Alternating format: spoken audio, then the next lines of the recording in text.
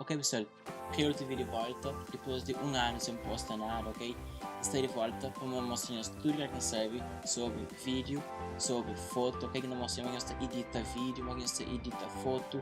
Então uso esse programa, ok? Se nós queremos poder achar esse programa também, que para mostrar como você está usando, que eles têm dúvida na aprende, então mostrar como você está usando, então pesquisa, então aprende alguma coisa, então mostra isso. Então usa Adobe Premiere Pro, Adobe After Effects, Adobe Photoshop, Adobe Illustrator e muito mais, ok? Então usa Final Cut, que tem Mac, ok?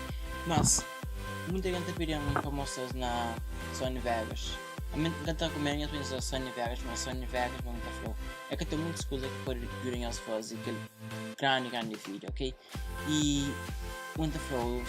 Sony Vegas mais é para iniciar. A mim também começava na Sony Vegas e depois, claro, e durante eu também, mas se tinha essa oportunidade e começa para Premiere Pro, eu começo, ok? Para Premiere Pro é o melhor programa que eu estou aprendendo melhor nela, ok? O meu quinta foi aquele e no todo ele lá 2 semanas, eu ainda começo a postar vídeo regularmente. E ainda se você gosta, se você gosta, claro, já dê like. Se você gosta, você feel free para dislike também. E você comenta. E bom, aquele, quero ter